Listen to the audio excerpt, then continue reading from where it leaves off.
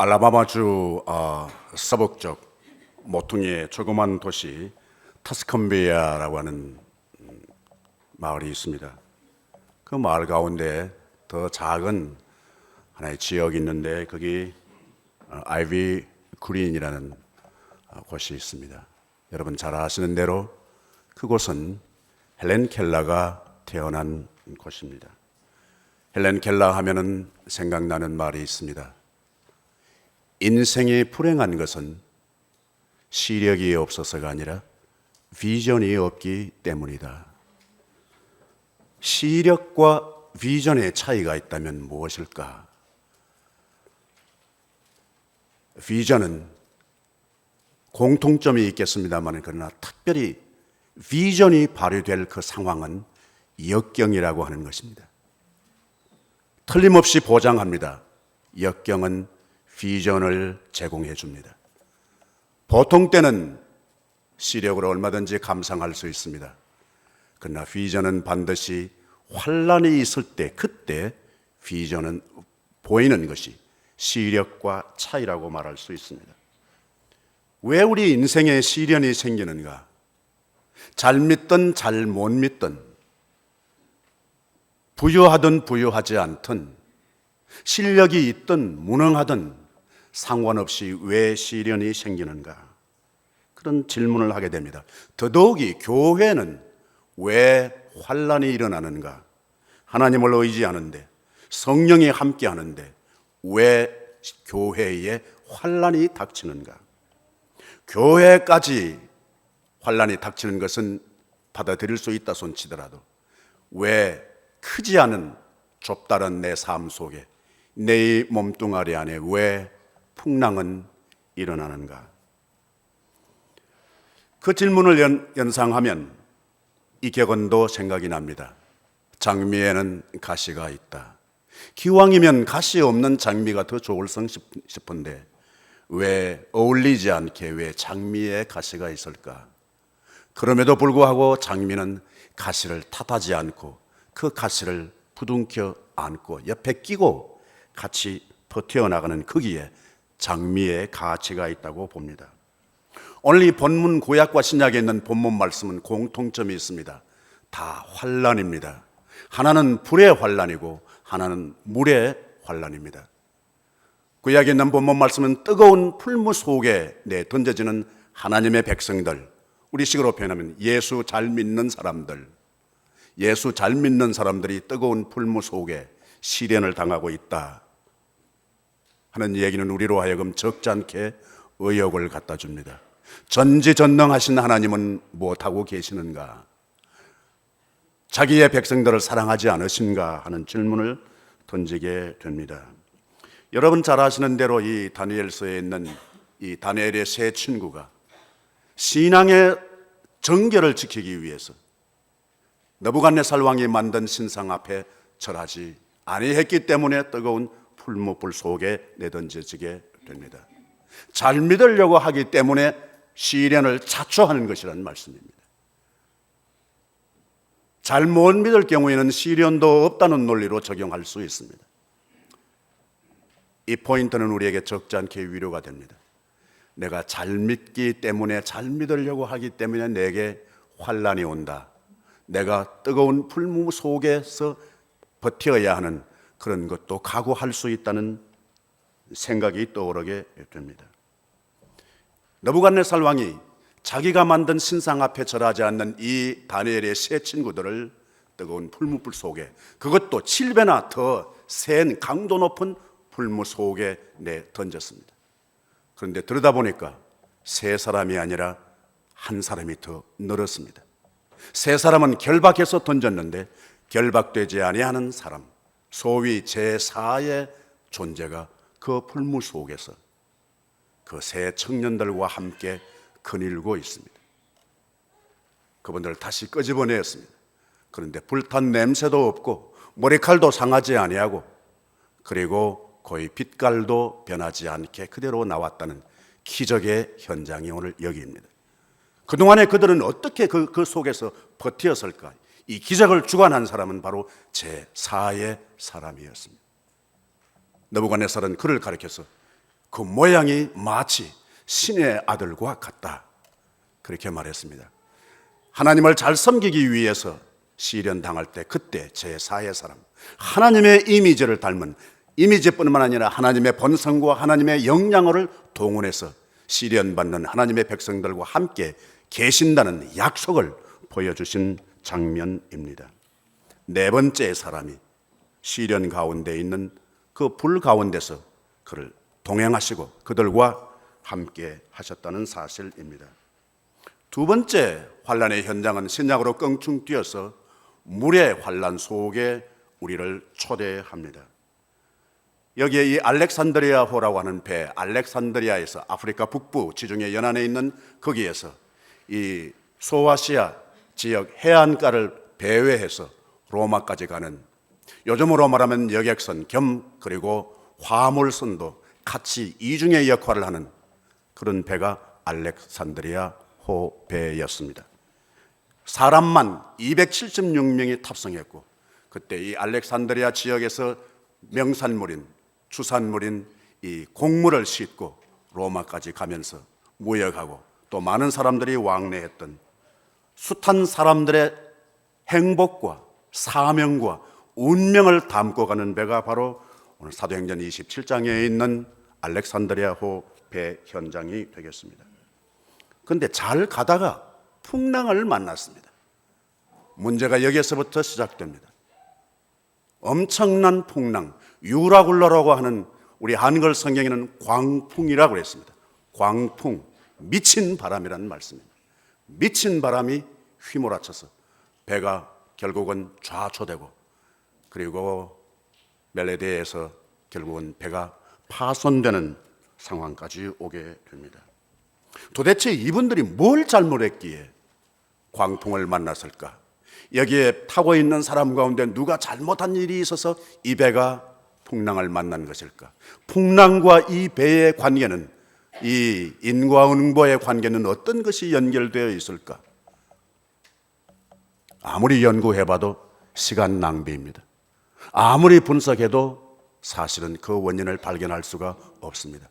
엄격한 의미에서는 바로 이 풍랑은, 광풍은, 미친 바람은 여기에 있는 알렉산드리아호의 성선한 사람들과 아무 상관이 없습니다. 광풍은 광풍 제대로 작용하고, 해당 사항 없는 사람은 억울하게 이 광풍의 한복판에서 피해를 입고 있는 것입니다.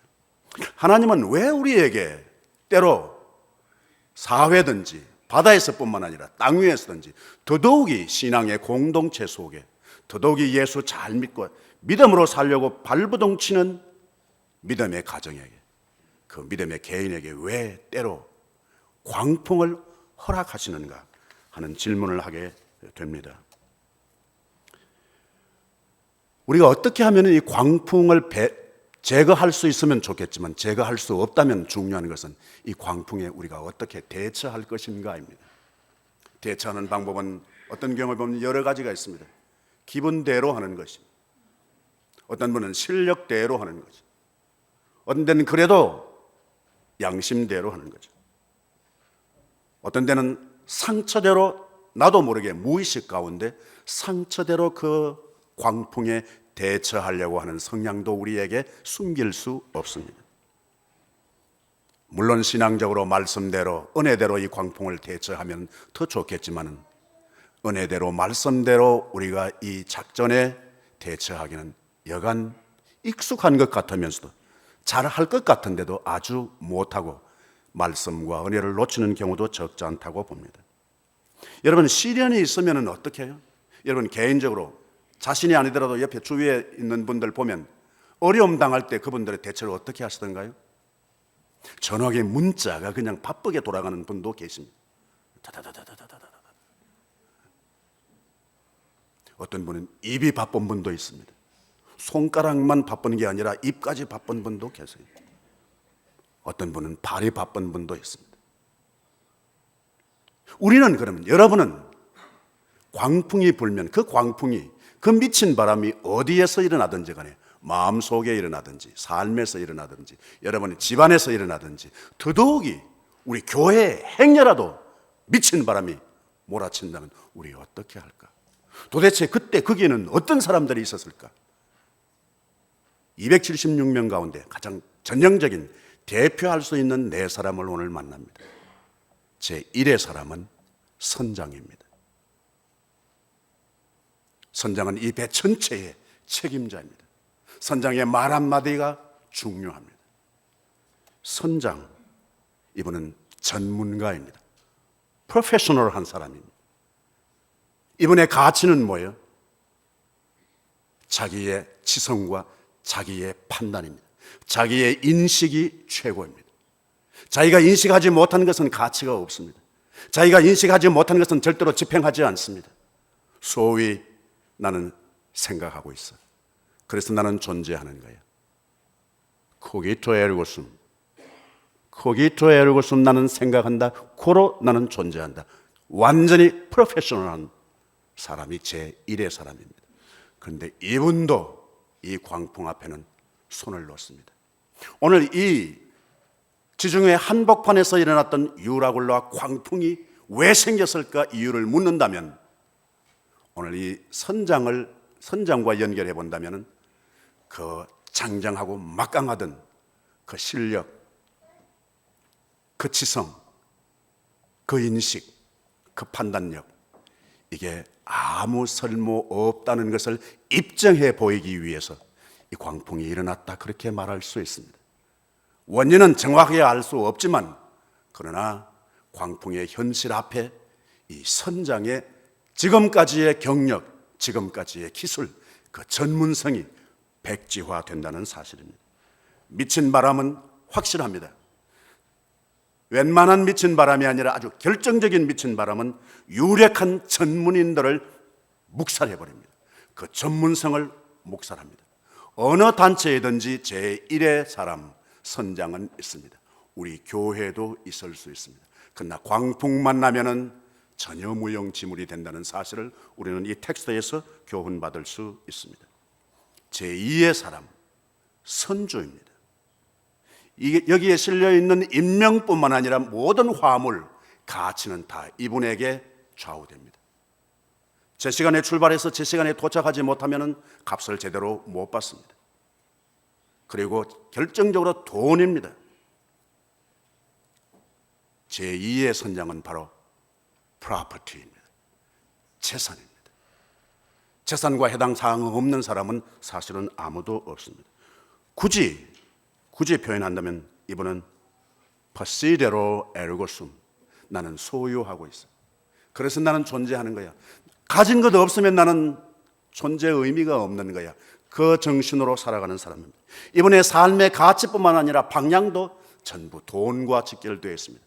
내가 가는 곳은 돈이 있는 곳이, 내가 자랑스러운 것이 있다면 소유하고 있는 것이, 내 골은 가지는 것이, 이게 제2의 사람, 선주라고 말할 수 있습니다. 내가 가는 방향도 돈 따라갑니다. 그런데 따라가려고 하면은 돈이 도망가는 경우도 있습니다. 제발 돈이 나를 따라왔으면 좋겠는데 돈은 나를 무시합니다. 그러면 내가 사랑한다고 하면은 돈도 나를 사랑한다고 반응이 와야 되는데 안면몰수하는 경우도 있습니다. 지금 이분은, 이 선장은 이 배에 실려있는 어마어마한 재산, 크기의 명예를 겁니다. 그것이 행복의 중요한 요인이 되어서 살아갑니다. 인명뿐만 아니라 재산도 마찬가지입니다. 우리는 또 한 분의 사람을 만납니다. 그건 제3의 사람입니다. 백부장입니다. 백부장은 파워의 사람입니다. 죄수인 바울과 그 몇몇 되는 다른 죄수들을 호송하기 위해서 지금 책임지고 있는 사람입니다. 엄격한 의미에서는 이 배의 전체 이 안전, 치안은 이 백부장의 손에 달려있다고 봐도 좋습니다. 혹시 만약에 거기에서 풍기를 물러나게 하는 사람이 있다면 이 백부장이 지적하거나 잠재울 수 있고 체포할 수도 있었을 것이라고 봅니다. 제3의 인물 백부장의 최고의 가치는 지배하는 것입니다. 도미나토 에르고 숨, 지배하지 못하면 나는 아무런 의미가 없다. 이 세상에 살아가는 의미가 없다. 이 백부장은 지중해 알렉산드리아호 배에만 있는 것이 아닙니다. 어느 단체이든지 심지어 신앙의 공동체 교회 안에도 백부장은 존재합니다. 좋은 교회, 어떤 교회? 나한테 감투 주면 좋은 교회. 몇 년 기다려도 내한테 감투를 안 주네? 나쁜 교회. 내가 감투를 한번 쥐었어. 근데 뺏어가네? 그건 나쁜 교회. 오로지 지배하는 것에 명예를 거는 사람이 이 배에 승선하고 있습니다. 자기 배는 아닙니다. 재산과도 관련 없습니다. 오로지 이분의 가치는 내가 다스릴 수 있느냐 없느냐, 다스리느냐 못 다스리느냐, 그게 가치라는 것입니다. 그런데 이 권력도 이 미친 바람 앞에는 속수무책입니다. 그게 뭐예요? 일장의 춘몽입니다. 아무런 의미가 없습니다. 선장도 손 놓았습니다. 어느 정도 가능성이 있을 때 키를 잡는 것이지, 막강한 풍랑이 미친 바람이 휘몰아칠 때 핸들 쥘 수가 없습니다. 키를 놓아버렸습니다. 선주도 지금까지 소중하게 여겼던 재산, 그 화물들 다 배를 가볍게 하기 위해서 사람 살려고 그 소중한 돈덩어리와 같은 것을 바다에 집어 던진 지 이미 시간이 지난 사이입니다. 아무 쓸모가 없습니다. 여러분 당사자가 아니면은 여러분 환난이 느낄 때 여러분 쾌감을 누리실 수 있습니다. 그것 봐. 나한테 아주 어시되더니만 풍랑 앞에는 대책이 없구만. 너나 나나 똑같네. 여러분 남의 환난에 대해서 통쾌함을 느끼는 것도 내가 치유받는 중요한 요인 가운데 하나입니다. 왜 환난이 생겼는가? 나로 하여금 손대지 않고 복수하는 것을 목격하게 하는 즐거움을 맛보기 위해서 가다금씩 하나님 교회에도 사회에도 풍랑을 일으켜 주세요. 그런 못된 마음이 생길 수 있습니다. 풍랑이 왜 생겼는가? 제1, 제2, 제3 프로페셔널한 것, 포제션 할 수 있는 소유, 파워, 이 모든 것이 아무런 소용이 없는 것을 입증하기 위해서 환란이 이 알렉산드리아호 지중해 한복판에서 일어난 것이 아닌가? 우리 그에게 그렇게 우리 힌트를 얻을 수도 있다고 믿습니다. 우리는 드디어 제4의 사람 바울을 만나게 됩니다. 그는 죄수입니다. 죄수입니다. 왜 바울이 이 배를 탔는지 모르겠습니다. 그리고 하필이면 왜 바울이 탄 배가 풍랑을 만나서 죽기 직전에까지 이르렀는지 모르겠습니다. 바울에게 별명을 붙인다면 그는 기도의 사람입니다. prayer입니다. 이 풍랑하고 아무런 의미가 없습니다. 재산하고도 연관이 없습니다. 여기에 탄 사람의 생명과도 직결되어 있는 인물이 아닙니다. 파워도 없고 포지션도 없고 프로페셔널한 자격도 없이 오로지 그에게 있다면 prayer, 기도 하나밖에 없습니다. 굳이 말한다면 이번의 삶의 가치는 나는 믿는다. 그렇기 때문에 나는 존재한다. 크레도 에르고숨, 크레도 에르고숨. 이 크레도라는 말, 이 그릭은 우리 한국말로 적용해도 참 재밌습니다. 그래도 나는 믿어. 예. 크레도까지 안 하셔도 괜찮습니다. 그래도 나는 믿을 거야. 그래도 나는 떠나지 않을 거야. 그래도 나는 사랑할 거야. 그래도 나는 헌신할 거야. 그래도 나는 믿는다입니다. 사도신경의 원문의 제일 첫 번째 단어가 그래도입니다. 나는 믿습니다. 이게 첫 번 어휘입니다. 이분이 가운데 섰습니다. 가운데 설 자격이 있는 사람이 아닙니다. 가운데 서서 자기가 뭘 어떻게 하겠다는, 키를 다시 잡겠다는 거예요? 물에 빠진 화물 다시 건져내겠다는 거예요? 뭘 어떻게 하겠다고 가운데 섰어요? 제4의 사람이 이 난장판된 알렉산드리아호를 에게 영향을 미치는 것은 선장이 감히 상상할 수 없는 말을 합니다. 선주가 감히 상상할 수 없는 말을 합니다. 죄수인 자기를 호송하고 있는 백부장도 이제 오히려 바울의 호송을 받아야 할 입장에 처했습니다. 통쾌한 일입니다. 무엇이 그렇게 만든 거예요? 환란이, 풍랑이 그렇게 만든 겁니다. 풍랑이 왜 일어났는가? 이점에서 우리 다시 생각나는 것은 아하, 선장과 선조와 백부장을 완전히 묵살해버리고 죄수의 한 사람으로 구석에 박혀있던 바울을 스카웃하여 가운데 세우기 위해서 비로소 풍랑이 있었구나 라고 하는 것을 깨닫게 됩니다. 풍랑이 일어난 원인을 다른 사람에게 물어봐야 알지 못합니다. 풍랑이 너 때문이야 아무리 말해봐도 그 사람 대책이 없습니다. 풍랑은 풍랑대로 그냥 두는 것이 좋습니다. 사도 바울은 그렇게 말합니다. 나의 속한 바, 내가 섬기고 있는 하나님이. 바울은 가운데 선 이유 가장 핵심을 말합니다.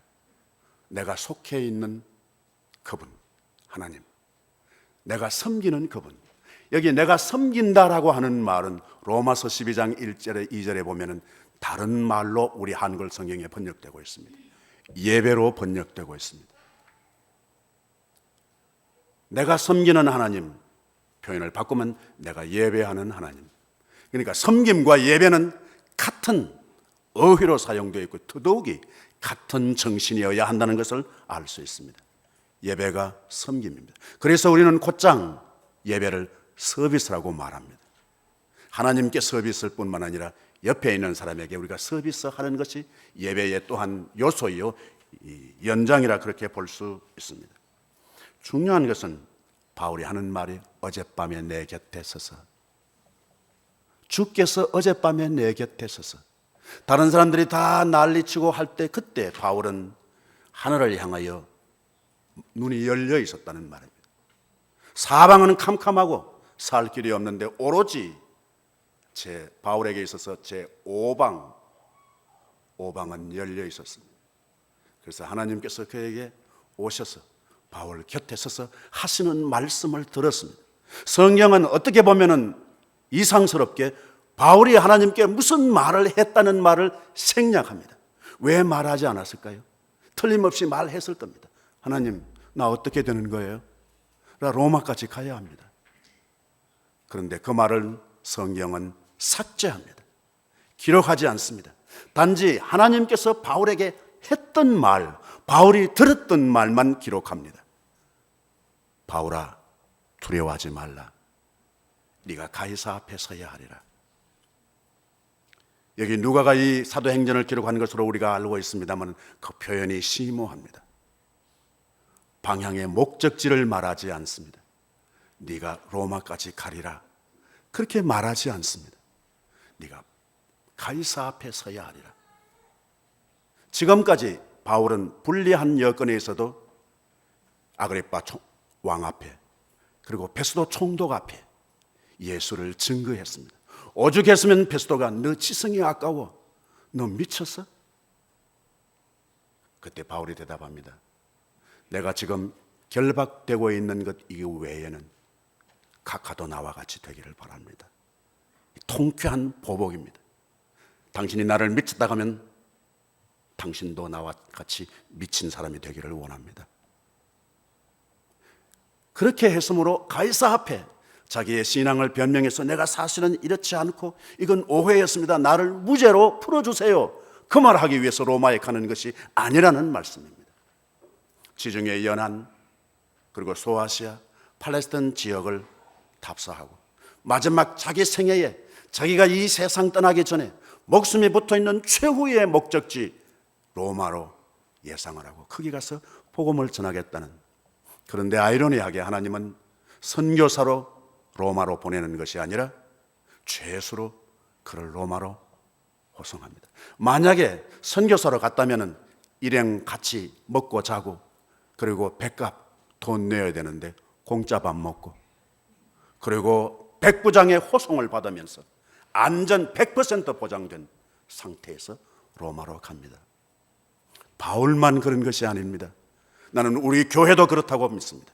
여러분 신앙생활 개인도 외형은 불리하지만 그러나 신비롭게 내면의 세계는 완전 안전 보장하고, 그리고 공짜로 하나님께서 우리가 원하는 비전이 있는 그곳에 위치시켜 주실 줄로 믿습니다. 그가 하는 말은 여러분 안심하세요. 여러분 안심하세요. 이건 누가 할 말입니까? 바울이 할 수 있는 말이 아닙니다.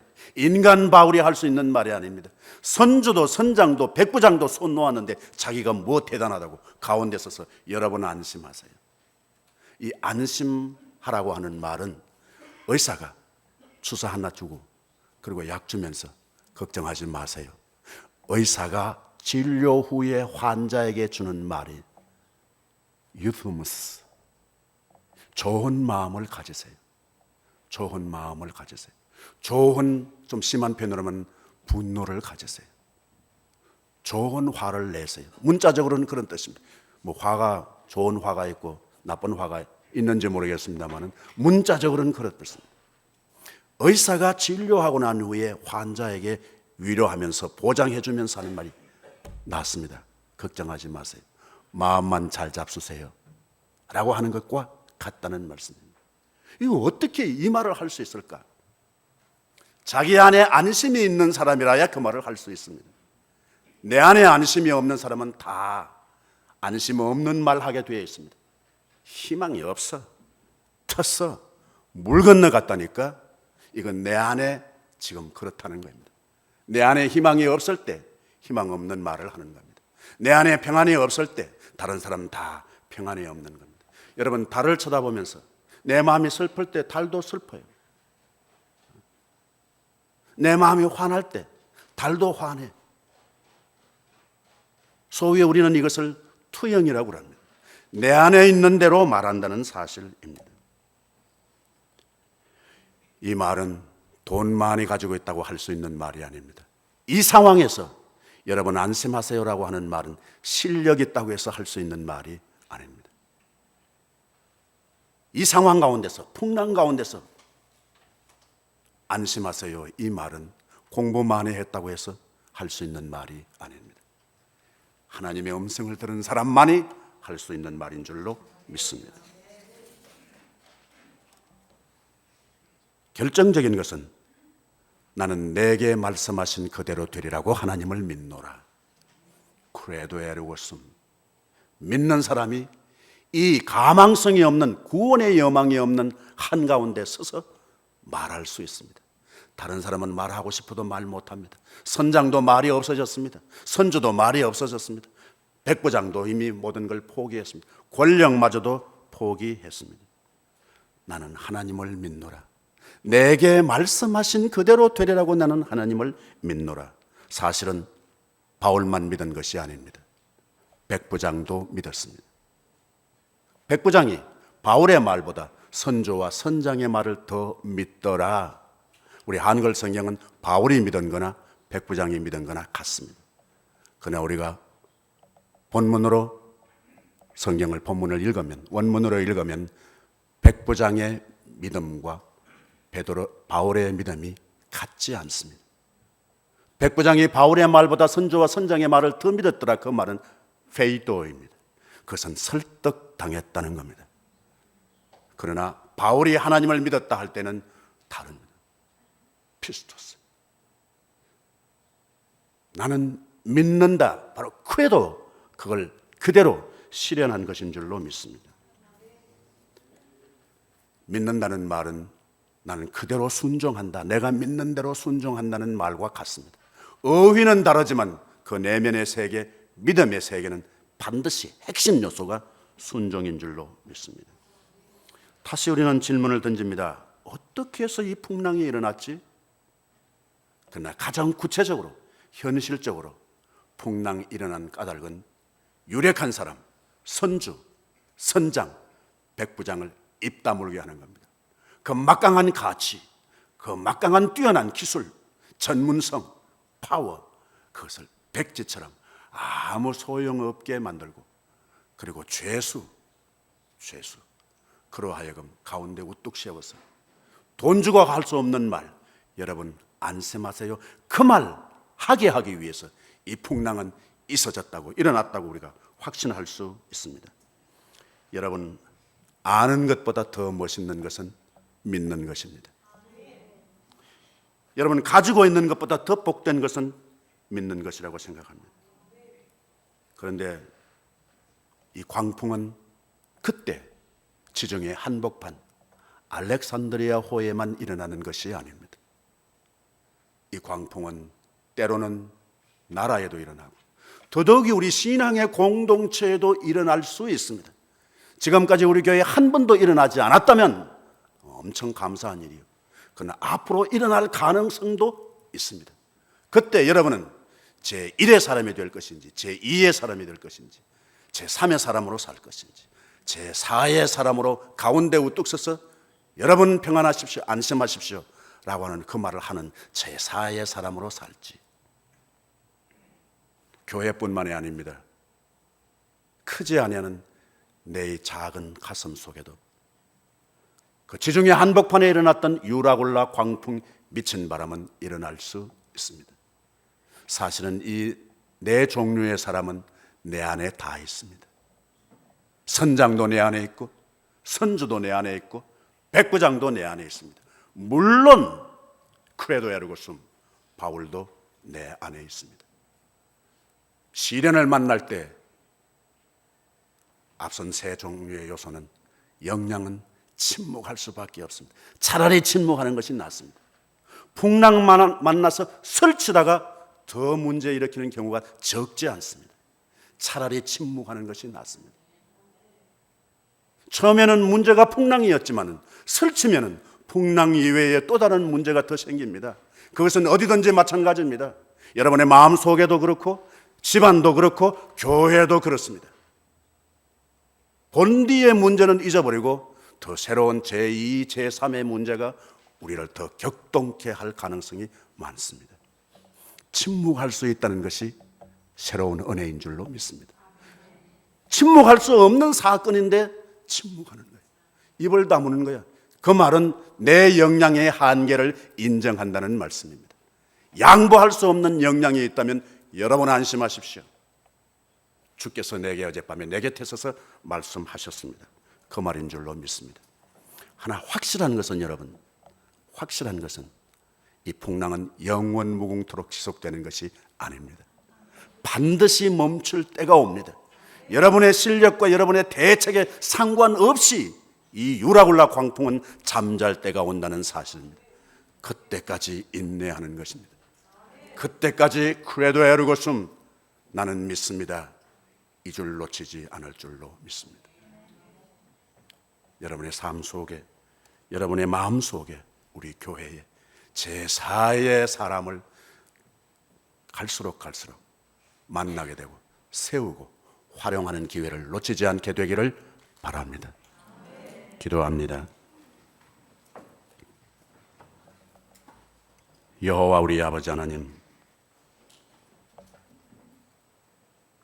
엄청난 광풍 유라굴로 속에도 소외될 수밖에 없고 아무 쓸모없는 것 같은 바울을 세우셔서 안심을 선포하게 하신 것처럼 우리 교회가 바울의 사명을 감당하게 하시고 우리 사랑하는 성도들 한 분 한 분이 우리 교회에 선장, 선주, 백부장도 대책이 없을 때 여러분 안심하세요 말할 수 있게 해 주시옵소서. 이미 주께서 우리 곁에 서서 시련 가운데 말씀하셨사오니 그 말 들은 말씀 하게 하옵소서. 나사렛 예수 그리스도의 이름으로 기도하옵나이다. 아멘.